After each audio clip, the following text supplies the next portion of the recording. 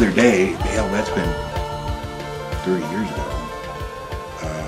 And then also some friends of mine during the Gulf War, they landed cargo, and they'd get over Cairo, and they'd give them to Middle East Control, which were Americans, and it was always at night, and they'd give them this left, right, up, down stuff, you know, and then turn on your lights, and there was a runway, and they'd land and taxi to the end, and then they'd unload, and then pull away, and then give them the heading of the runway. You know, they couldn't see anything. It was just absolutely black.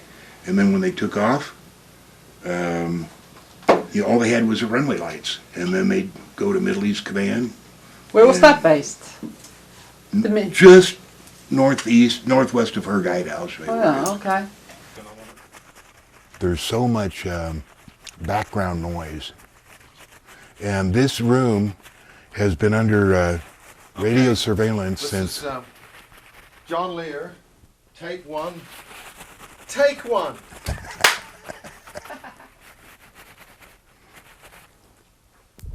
Okay, John. Okay, this room has been under surveillance both by the British and the American since 1986, and I'm not sure why it started then. And for some reason, no electronic information getting from this room into the living room, and they're broadcasting or pulling information that way. So I've had the telephone people up here, and they say, yeah, it's your phone. Well, this is in the old days when they used to tap phones. Your phone is tapped at the mainframe, and there's no paperwork to go with it. And then they got all this newfangled stuff, and they come in here and they take what they want. And you know. When they say they come in here, do they sort of arrive out of thin air like they do with Dr. Rowney Kilda? Right. I've never seen them. I've never seen anybody in That's here. what I mean. There's stuff, missing. Such as? Oh, photos that I keep in here. The Benowitz photos. The Benowitz photos were the stuff that he shot out of his, that he took out of his house. He lived just above and outside of the Monsanto weapons storage area behind Kirtland Air Force Base. And he would see the saucers taking off, and he rigged up a television recording thing. He would record a TV screen. Those are the days we didn't have, none of this existed, you know, the stuff we have. And then he took stills of the little domes that would land there and then take off. So, you know, a lot of stuff has disappeared. I'm trying to remember what I noticed the other day. That would be stuff that you would personally notice, and you would personally know where it was. Yeah, yeah. So they see with your eyes. Pardon? They see and hear with your ears and your eyes. Absolutely. That's how it works. Is that spooky or what? It was when I first learned about it, but now it's just normal. Who is the real John Lear? I keep seeing that. I'm going to put it in. I'm not sure who the real John Lear is. I was picked for a very special mission, and I'm just kind of learning out about it now. The first 40 years of my life, I was a pilot and really enjoyed it. I did everything there was to do, flying, flew everywhere, flew everything. This was in Palm Springs when I was older, and it's hard to believe I could be handsomer, but there it is. Oh, that's flying up at the Nevada test site. I was doing some monitoring of the nuclear activities up there, and that was the OV-10A that I flew. No, that's an OV-10 forward air control airplane. And it's whited out, but right at my stomach you can see my Q clearance, what they used to call a Q clearance. And Q clearance, is that above top secret? What sort of level is that? What does that mean? No, that's just civilian top secret. Yeah, that's an TF-104 something. It's a Canadian starfighter, F-104 starfighter. You seem to really like that aircraft. It seemed to be you'd like flying it, yeah. Yeah, it was the only time I went over Mach And we don't 1.7 on that flight. Wow. Is there any difference between once you get over the sound barrier? Is there a difference? Not a particle of difference. And I flew in the best of times, like in the Middle East and Africa. It was before the British came down there and started organizing stuff. We could get away with anything, you know, and get away with. I mean, we could transfer arms and ammunition anywhere, all over the Middle East and Africa. And then the British started coming in and telling the various governments how to check on airplanes that came in, and how to check IDs, and how to figure out who owned a particular airplane and whether it was properly registered, that kind of stuff. So we had one airplane that we based out of Cairo, and on one side it was all Equatorial Guinea airline markings, and on the other side it was all Liberia markings. So wherever we'd go into that was particularly friendly to one of the governments or the others, that's the way we'd park, so that the tower could see, oh yeah, they're Equatorial Guinea, they're okay, you know. So, and then for parts, we had a run out of Khartoum, and we'd take cattle to the let's see, what was it? Sudan, not the Sudan. Aden, North Aden. We'd fly into Sana, North Sana. There was a nice runway there, and I was flying an old 707 that had the Rolls-Royce engines on it. And we would take cattle, and it wasn't a cargo configuration 707, it was just passenger. And of course we'd take all the passenger seats out, and then we'd load the cattle, and we'd fly them into Sana and unload there. Oh, was it anything special about the cows? Yeah, just cows to feed the soldiers. They were buying them from the Sudan. And the way that we supported our airplane, got parts, is there was one 707 that was wrecked off the side of the runway in Sana, and then Air Sudan had landed short of the runway in Khartoum, about 2 miles short of the runway in the Nile. And there was a 707 that was just parked in the middle of the runway, and we got parts from that, mainly from the tail and stuff like that. So those were our spare parts, our supply of spare parts. The main base was up in Egypt, and it was the company was named Air Trans, and the head honcho was Hank Wharton, who was one of the premier gun runners of the century. And he's who I worked for. And when I was in Cairo, that was when Bush was trying to get elected over. No, Reagan was trying to get elected over Carter. And then you remember the October surprise? That was in the October of 1980, and Bush went over to Paris to meet with representatives of Khomeini, and I forget what the name of the guy was, but this is when Bush was in the CIA. He was director. Yeah. Director. And so his deal was to the Khomeini: if you delay the release of the hostages until Reagan's inauguration, if he's inaugurated, we'll give you unlimited arms and ammunition for the rest of our administration. So the Khomeini did delay the release of the hostages, and then when Reagan was elected, they started funneling arms into Tehran through Tel Aviv. And I was supposed to fly those arms, but what happened is, and this was in '91 when they finally got around to delivering them, what happened is Mossad was running the operation, and they sent in an Argentinian CL-44 as a first run, because they didn't want to risk the 707s getting downed or anything in case anybody was going to get upset. And the CL-44 went into Iran, dropped the arms, and then on its way out, the Russians shot it down 30 miles south of Yerevan. And nobody could figure out why they got shot down, because they knew that there was false beacons there. We'd all been briefed exactly what the route was. There should have been no problem. They didn't have anything on board.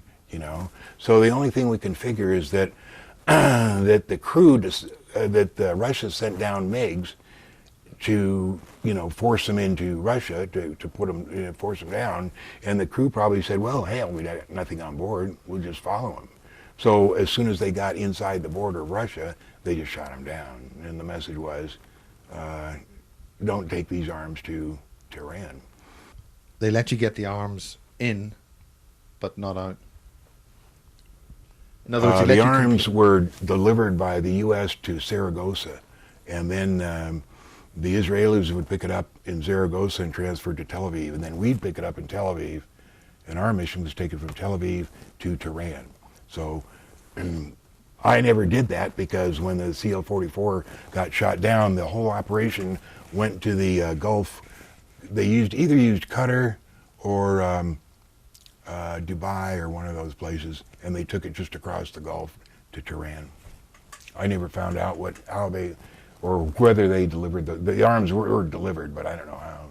What kind of arms? Whatever the Iranians had ordered, whatever it was, just small arms. That's about all we can take in those airplanes. It was about that time that we were taking arms from Athens, Greece, to Johannesburg.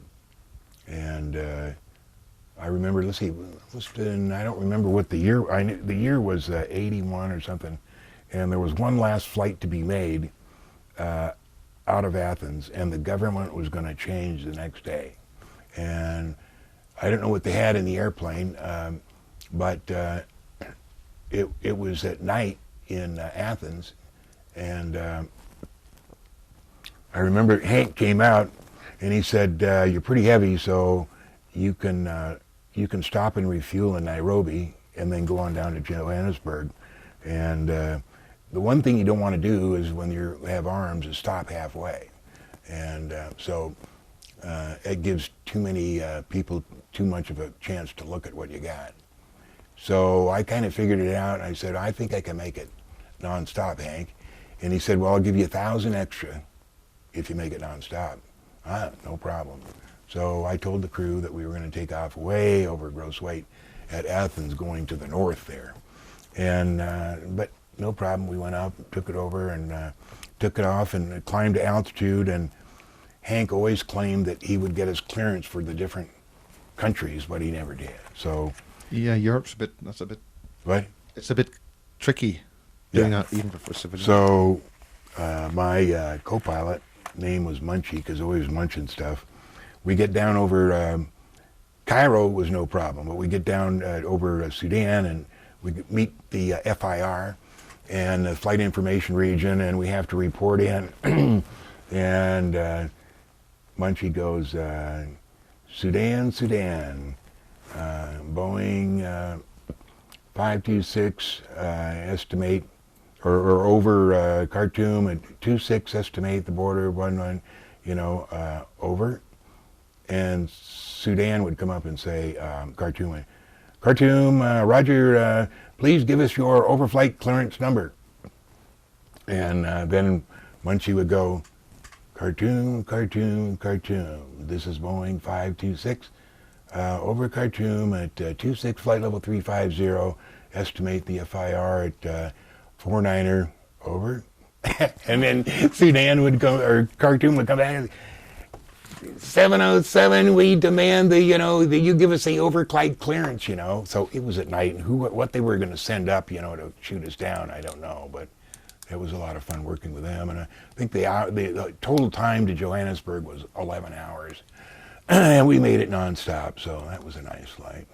This is the Khartoum operation. That was Hank Wharton. He's the guy that we worked for, and this is Joe Weber, my engineer, and this was a Khartoum, or a Sudan co-pilot, and this was taken in Cairo, and that's in the cockpit. And there's another picture here. Oh, that's in Sana right there. Yeah, that's in Sana. Just all the way across. Talking That's what we did. claptrap. Pardon? Talking claptrap. Right. But who was the arms for in South Africa? I don't know who those were for, but during the Falkland War, we had a deal. It never came off, but what my part of it was to fly the airplane to Ostend, Belgium, and wait at the airport, and then France was going to send the Exocet missiles in the train up to Ostend, and they said that they would leave them at the yard there, the train yard, for 2 hours, and then go back to France. And if we could get it off, we could get the Exocets off in that time, then we could have them. Otherwise, they weren't going to wait. And so everything had to come into place for this to happen, and it never happened. But we were supposed to take the Exocets from Austin to direct nonstop to Johannesburg. Or not, we were going to land at Sal, which belongs to an island that belongs to Portugal in the middle of the Atlantic, and then nonstop to Johannesburg. And Johannesburg was shipping them to the Argentinians, who were going to blow up, use them for the British. But that was a big secret in those days, and France didn't want the British to know that they were really, sending those Exocet missiles. And then in 1977, got a call to go to Frankfurt. I wasn't working at the time, I don't think. Let's see. Yeah, I was working for Nevada Airlines, flying DC-3s out of the canyon. And this guy calls up and he says, I hear you're 707 qualified. Do you want to go to work for a couple of weeks or a couple of months? It's a classified mission. Oh yeah, sure, okay. He says, okay, we'll go to Frankfurt and check into the hotel at the airport, and I'll call you there. And I said, okay, well, how do I get paid for the airplane trip? And he said, well, you pay for it, and I'll reimburse you when you get to Frankfurt. So usually I don't do that, but I thought, well, okay, let's do that. So we went to Frankfurt, and I checked into the hotel, and there was a phone call. And the guy said, meet, he said, be at Lufthansa at 9 in the morning, and will be tickets to go to Budapest. And you'll meet some other people who will introduce themselves. So the next morning showed up at the counter at Frankfurt there, and there was tickets waiting to go to Budapest. And I saw some other Americans standing around, and I knew those guys. I said, what are you guys doing here? And they said, well, you don't think you're going to get in on a deal like this without us, do you? And I said, oh, yeah, well, I guess not. Yes, this is the famous arms to Somalia. This is the mystery... The mystery crew. Mystery crew, yeah. That's in downtown Budapest, as we're getting set to mysterize. So we went to, got on Lufthansa, went to Hungary, to Budapest, and when we went through customs, as we gave our passports to the guy, there was an American guy standing behind the Budapest customs who reached over and got the passport and just gave the guy a nod, and then we went through. And then we were supposed to go to the International Hotel, which we did. And then there was a note to meet that evening at 10 o'clock in room such and such with all these guys. And there was like about 10 or 11. I have a picture around here of the mystery crew. We used to call it the mystery crew. And then the mystery crew, then this is the article. Yeah. This the composite article with the various pictures, which and that's the aircraft. That's the airport coming in. Yeah, supposedly he had to do with the CIA. What nonsense! Jesus. Now the. It's a mystery crew. There's a picture over there. That's my back operation. Oh, what up with that? To me, it looks like an arse, if you ask me. It looks like a bum, but, Well, we had to shoot it from that. This is a Saudi Gazette for one of the days we were doing it, and the name Mystery Crew came from this article, and it said Mystery 707 flying arms to Somalia, and then it says Mystery Boeing 707 airliner apparently loaded with arms has landed at Mogadishu Airport on each of the last 3 days. One European airline executive said the tail was painted yellow, but beneath the coat of paint, the emblem of the West Condor, or the West German charter airline Condor could be seen.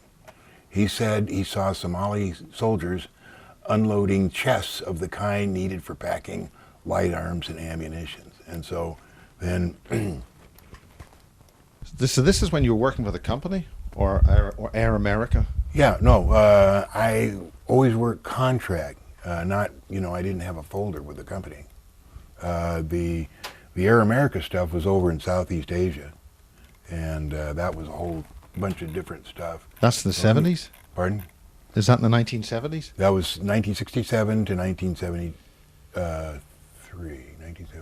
67 to 73. So how does John get into the airplane business? Well, my dad, hold on just a second, and I'll tell you that. I just want to finish this off right here.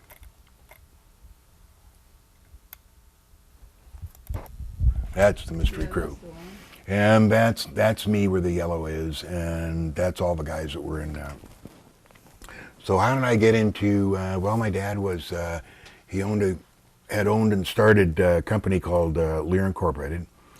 He and Paul Galvin had started the original Motorola in the early 20s, and they had developed radio stuff, and one of the important things that my dad alleges that he invented was the B battery eliminator, which allowed you to play a radio in a car without the static ruining the audio.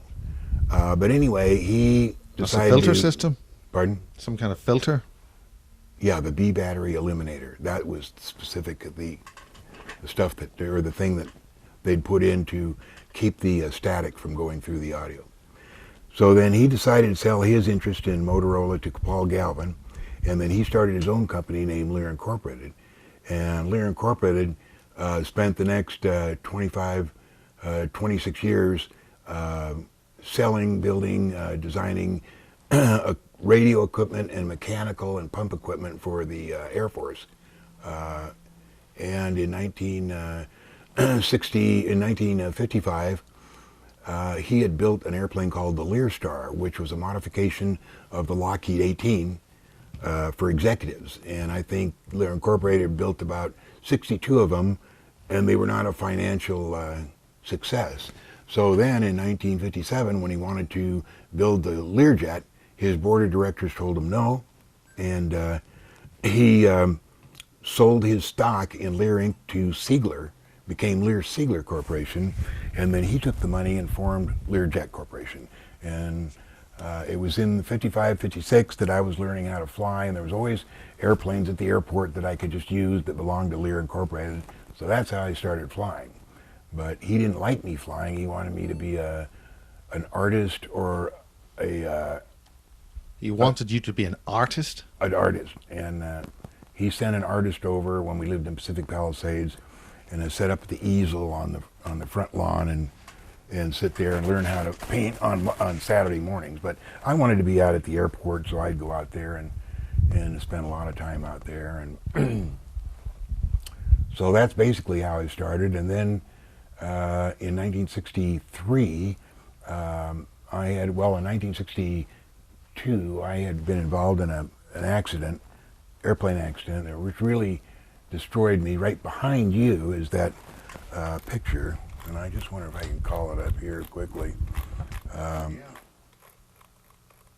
There, that's a Bucher 131, and I was doing aerobatics and misjudged my altitude, and I was sitting right there, and my face went right through that thing, and it just went straight in, so I didn't have much of a chance to help myself or protect myself. So I don't know what all the other pictures are. A Bucher, Youngman, and 131. Yeah, that's a Bucher Jungmann 131, built in Spain under German license. Yeah. And you can see that fortunately there was nobody sitting in the front cockpit. Otherwise, he'd be about 6 Yes. inches wide at this moment. But my face is what went through the panel in the back. Yeah, you've ruined that And panel. That was a good I panel. lost, I lost all my teeth and broke my jaw in 2 places and various other. I think that's what happened to me head. You mean it knocked some sense into you? And so it was 2 places, and that's the front. And nobody was sitting in the front, and I was in the back, and it just went straight in. I hurt myself so bad that I remember going to Geneva in an ambulance, which is about 45 minutes away from the boarding school I used to go to. And I remember floating above my body and looking down and saying, no, you're hurt too bad. You're not going to make it. It can't happen. But somehow I know how I got protected. So anyway, I ended up in Santa Monica. It took me a year to recover and recoup, and I started instructing at Hawthorne Airport and just doing little jobs. Went over and instructed at Van Nuys Beechcraft.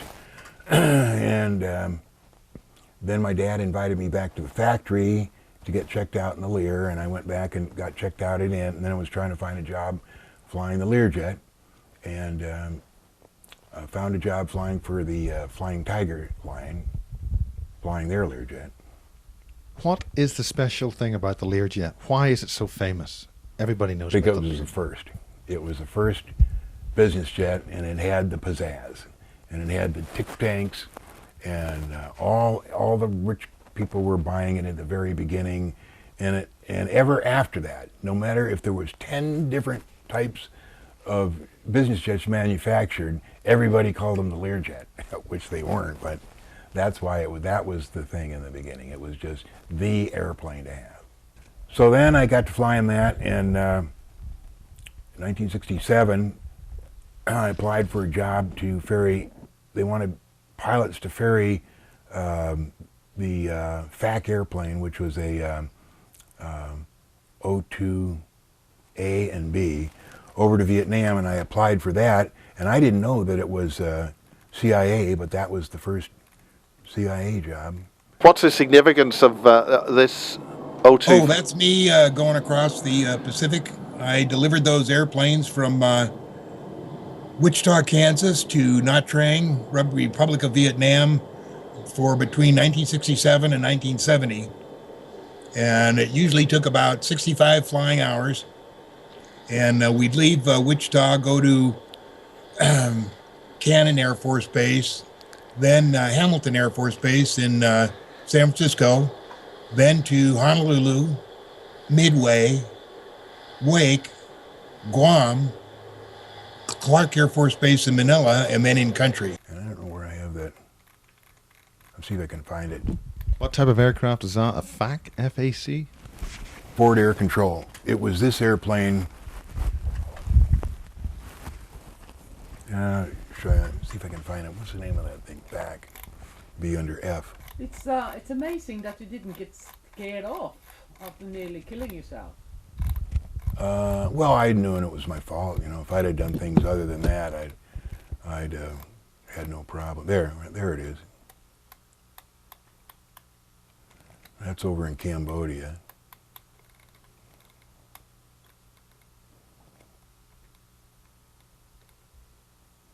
That's not it. Anyway, when I find that airplane, that's the one that I was ferrying, and I ferried those from 1967 until 1970 over to Vietnam, and then we'd get a ticket back, and we'd come through Hong Kong and back to Wichita, pick up an airplane, and get back to Wichita and deliver another one. And that ended in 1971, and your question was... What got you into the company? You know, I applied for this job, finding these airplanes, and it turns out that it was a CIA operation. And so I just kept doing that. And then in when I got back, or when I finished that contract. I flew charter in the Learjet, 1972, and I heard about this job over in Cambodia, flying Convairs. So I applied for that, and that's where these pictures come from. This is in Cambodia. Okay, So this is the Convair. This is the Convair 440. It was formerly belonged to Finnair, so that's in Cambodia. Yeah. And that's the airline that.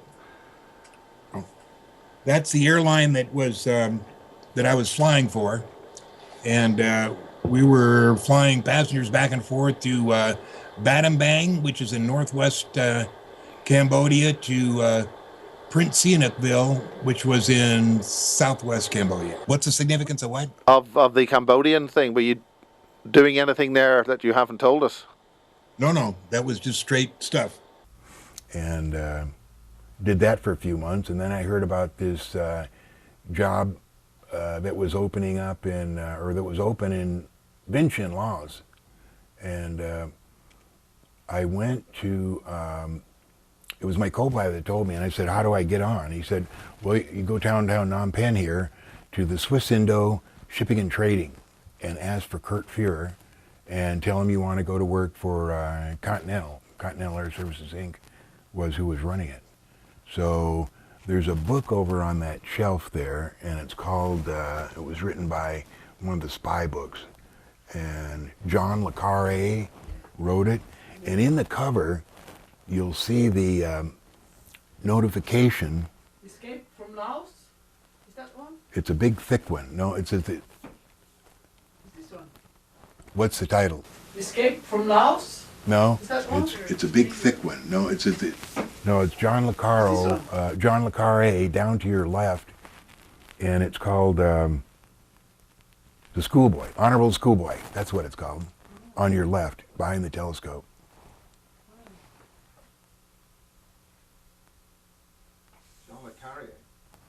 John Le Carre, the Honorable Schoolboy. It's a real thick black one. You should see it right there. Now just thumb that open and see the card in there announces Kurt Fuhrer. That's Kurt Fuhrer's announcement that he was killed. And it turns out that he was the head of the Swiss CIA in Phnom Penh. And that's who I went to find out that job up in Laos. And Kurt took my information, gave it to U.S., and then a guy came through and interviewed me, and that's how I ended up in Vientiane. Look, just get a shot of the back here. That's the guy. That's correct.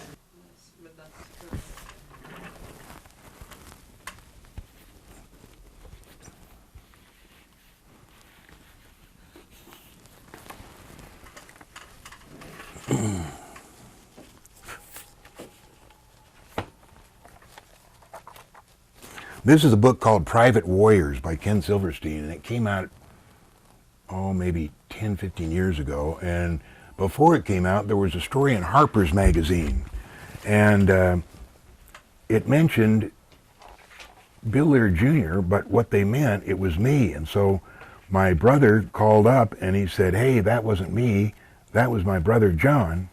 And it had already gone to print, so they changed it at the last minute in the book, and in the book they were able to change the name because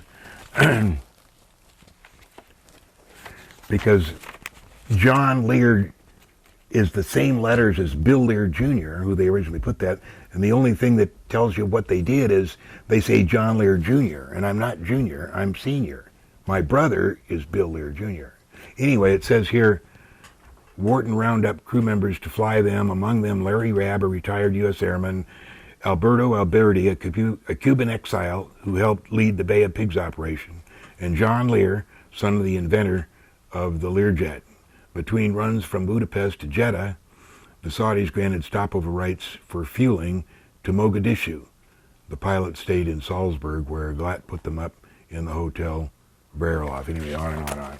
Anyway, a lot of this is about that, and I phoned up Ken Silverstein, and he said, I couldn't find you. And I said, well, I'm here in Las Vegas. So he said, I would have loved to talk to you about those days.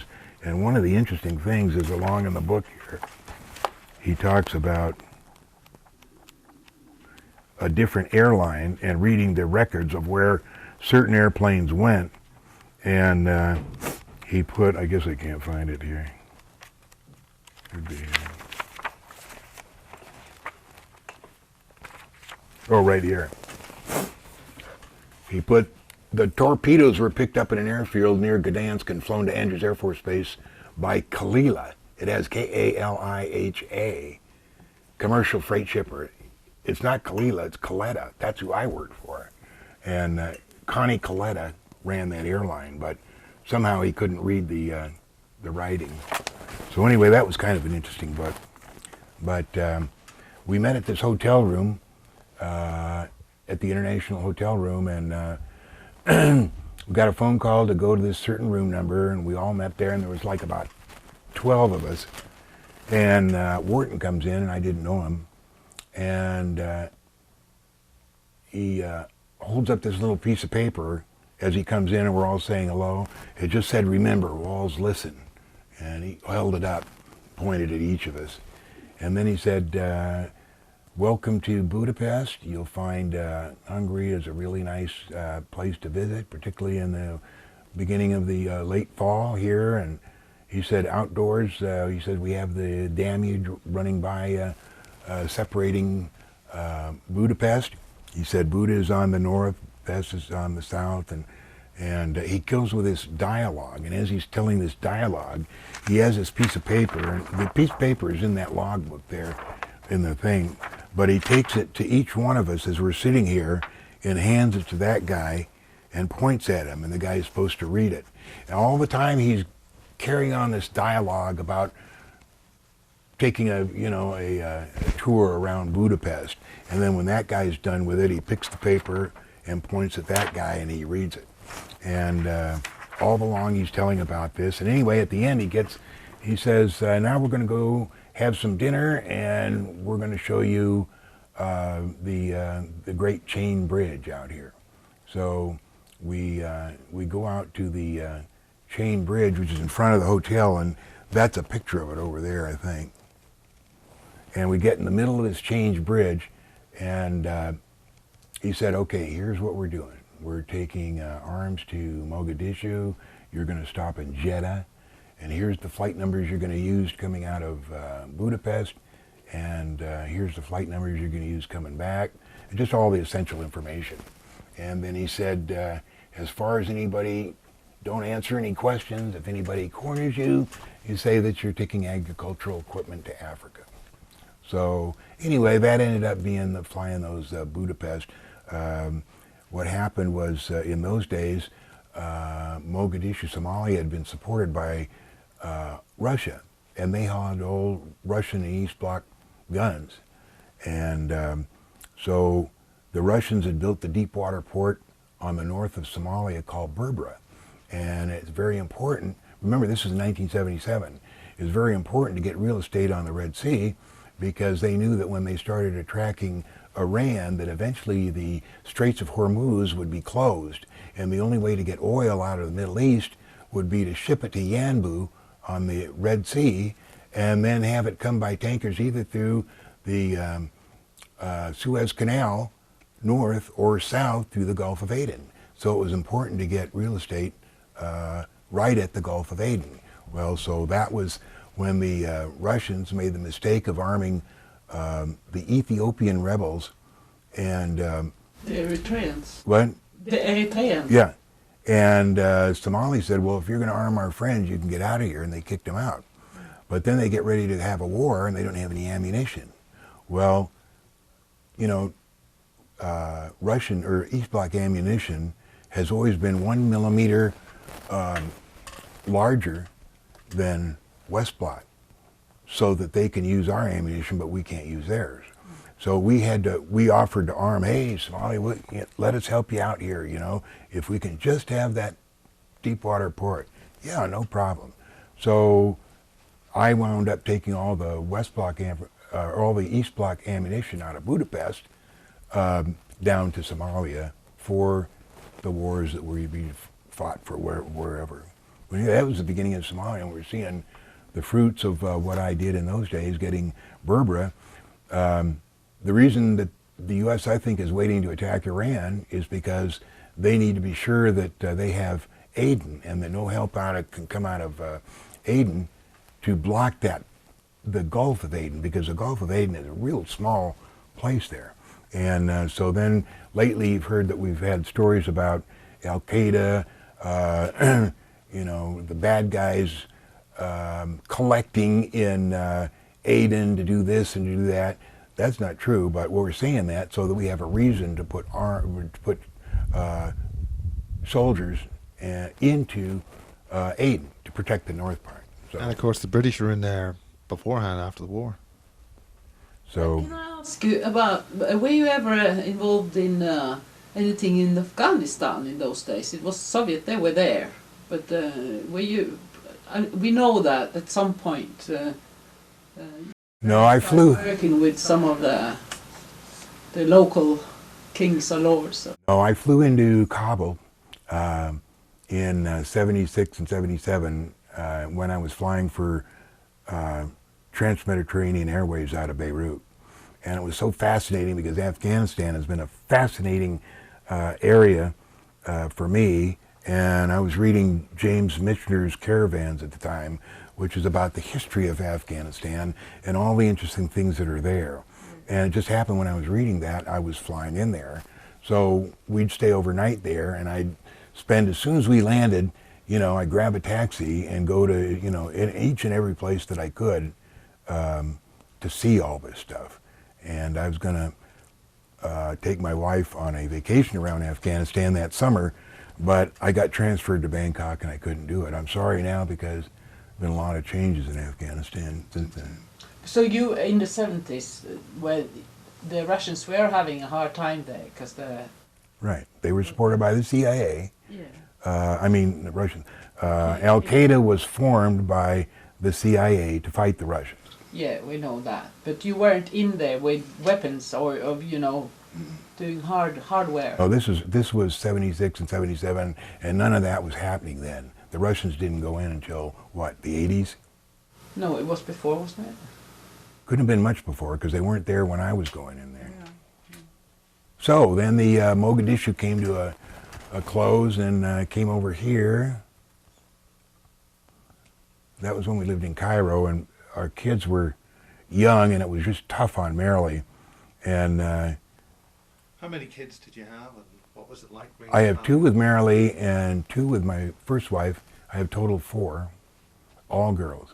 And Oh my God. I promised, All yeah, girls. right.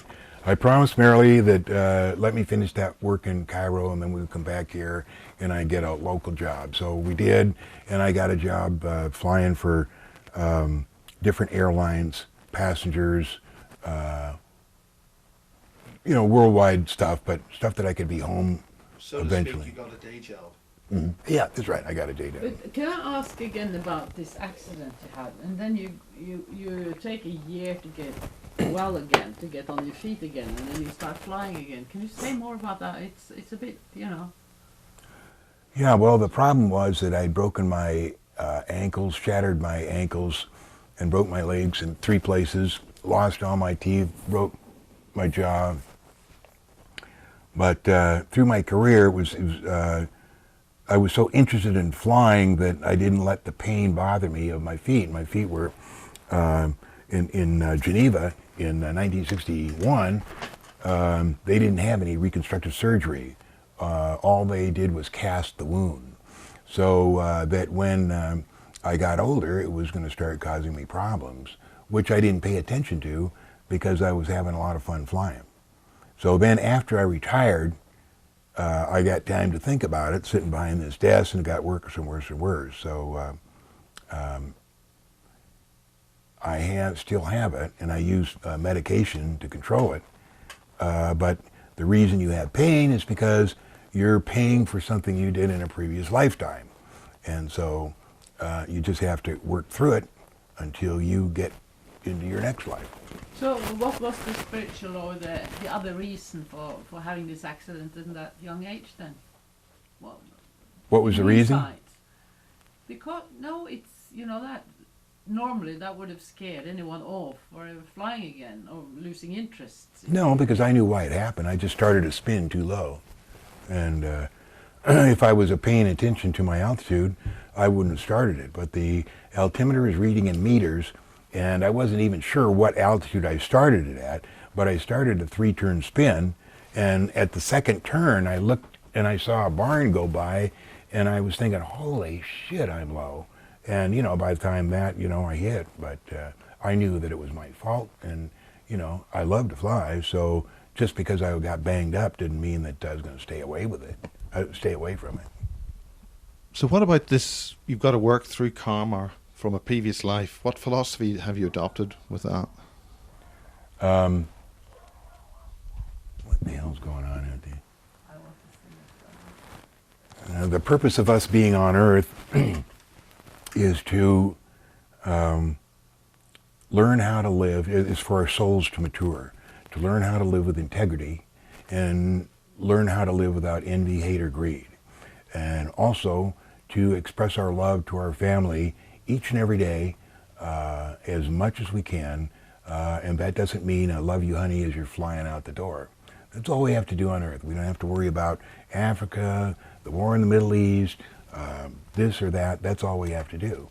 And when we die, we get, we enter this huge lobby. And if you see what Steve Jobs said when he died, his whole family is around his bed. And the last words he said was, oh my, something like that, 3 times. And he was seeing the lobby because it is so huge and fantastic. And then you're entered up there, and whoever you happen to believe in on Earth escorts you into the lobby. If you believe in God, God's there. If you believe in Jesus, he's there to enter. If you believe in the Buddha enters in the lobby. If you believe in, if you're Muslim, and Allah meets you there. Me, I believe in the Great Pumpkin. So the Great Pumpkin will meet me and escort me into the lobby. You get to meet your family or whoever happens to be around the lobby when the time you get there. And then they take you to a room where you see the good things you did in your life and the bad things you did in your life. And they know everything. There isn't the slightest little thing you could hide nasty that you did in your life that they don't know about. There is no judgment. They don't have any judgment whether it's good or bad. But if you haven't learned how to live with integrity and without envy, hate, or greed, back to Earth, or one of the billion times a billion prison planets where people go to mature their soul. So is this a philosophy that you've got as a result of your crash and you went out of body, or something else? No, I was just floating above. Yeah, I was out of my body. I was just floating above, and I looked down and I said, "You're not going to make it. You've got too much damage." And I know why I said that is because the road from Roll, where the boarding school was, to Geneva was bumpy, and I could feel these bumps, and it was rattling my insides, and that's what made me think you're not going to make it. There's just too much that's hurt in there. So anyway, one of the reasons that you hear about the little grays here, they're just robots, glorified robots, and their job is to pick you up once when you're 3, once when you're 7, once when you're 13.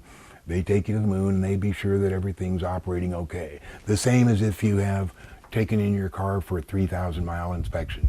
Oil's okay, change the oil, fan belt's okay, water's okay, check the battery fluid, that kind of stuff. That's what they do. Then after 13, you're picked up as necessary, but sometimes it's not necessary. The other thing they do is they be sure that, you know, life is already written, it's already a plan, it's already written out exactly how it's supposed to happen. And if you happen to be in an accident like I was and die before your time, or get seriously hurt before your time, they see that you live. So in the very short span between the time I was 5 feet from the ground, they came in and they made the crash just less enough that it wouldn't kill me. And so that's why I'm alive. So did you meet them? Have you gone out of body after? No. Or different time? No. So that's why I lived. And So you met the Greys then? Have you remembered them? Have you seen No, them? I don't remember that. So Yeah, where but that does doesn't explain your philosophy. Why you think it's a great pumpkin that will come and meet you? I'm just kidding. Yeah, well, I say the great pumpkin because so many people who believe in God. There's no God. I mean, the universe is infinite. It goes on forever. It's billions and billions and billions of galaxies, big, but there's no end. And so the people say, well, the Lord Jesus, went and ascended to the God, and God takes care of us. That didn't happen. There couldn't possibly be a God who administers over how big this universe is. It's enormous. You can't even get the average person to tell you how big the universe is. So I use the great pumpkin rather than say everybody that there's no God or Jesus didn't exist. He wasn't mentioned in the Old Testament. He was just a Hi, this is John Lear. I'm not at all. Back to the great pumpkin. the Great Pumpkin? The reason I said great pumpkin is because people resent sometimes when you say that God doesn't exist, and I have to tell them that a force exists. The same things are in place that you believe in, but there's no God. I mean, there couldn't be one guy that looks over this entire universe with there's no end, and do the things that he's alleged to do, and so that's why I use a great pumpkin. but then again, you refer to he as a guy sitting somewhere, which you discover is not true. But people now talk about God as source. Say God. Source. A force? No, not force, but the source. The source? Yes, the source principle as being God, which is No, the universe looking back at itself. And they also talk about, and I do also, about the higher consciousness. So when you talk about, you say the meaning of life is to live with integrity here on earth. That's not the meaning of life. That's how to get into the into where the adults are, into where the adults play. To grow. Yeah, That's the point of this experience here. yeah. So to learn what we call higher consciousness, that reflects that there is such a thing as higher. You can talk about then higher beings, but people now talk about the source,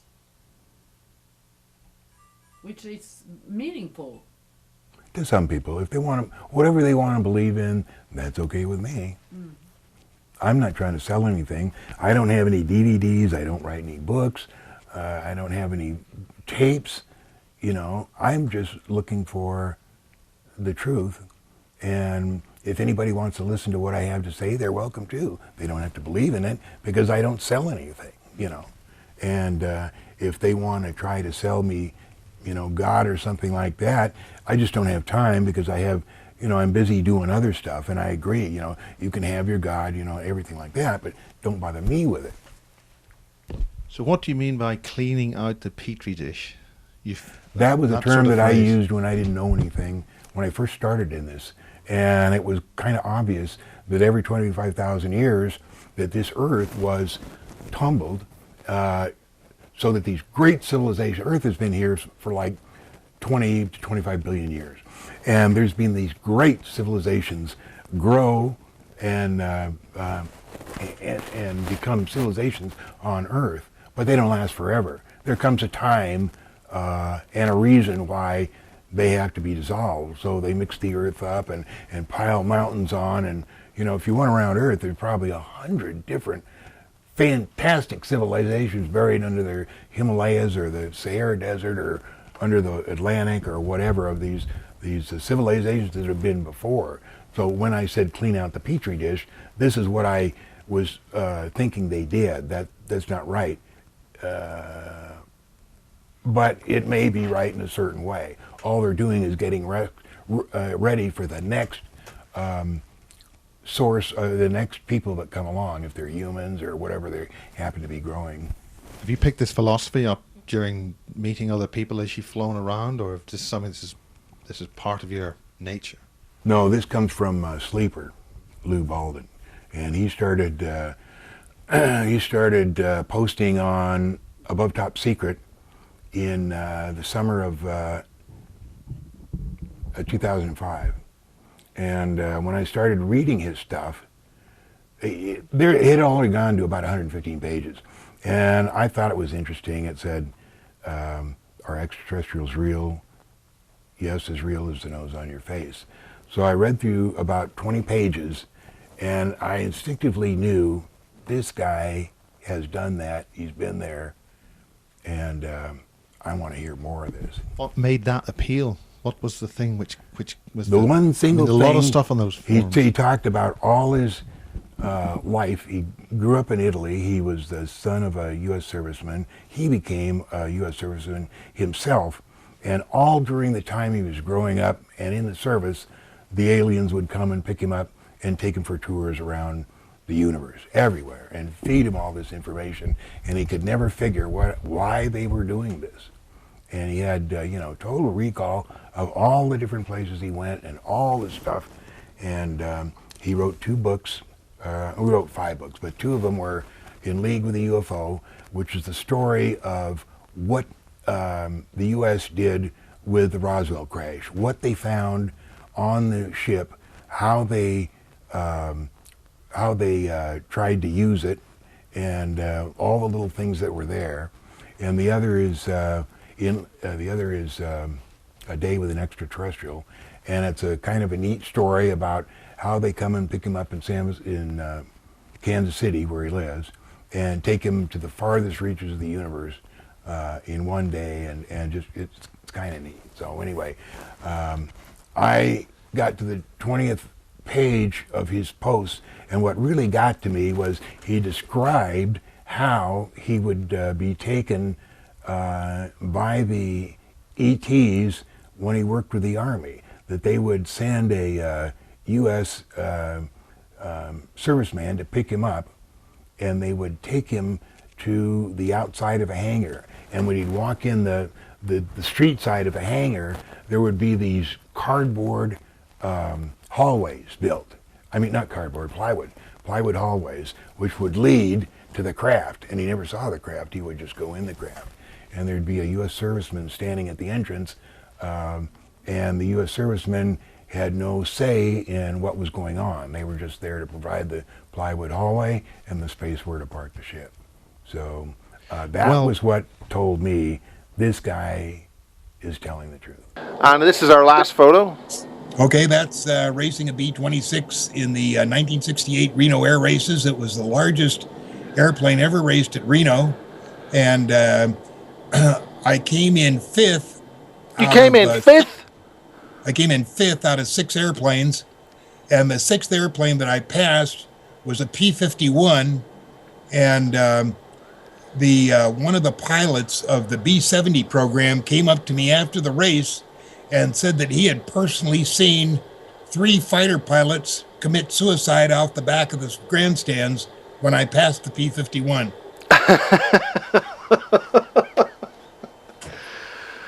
So you are exceeding its nominal flight velocity. Right, and if you want to check on his name, it was Ted Sturmthal. He was one of the B-70 pilots. Well, we're coming to the end of our first section, so we'll take a little bit of breather and then talk about all that stuff in detail in part 2. Okay.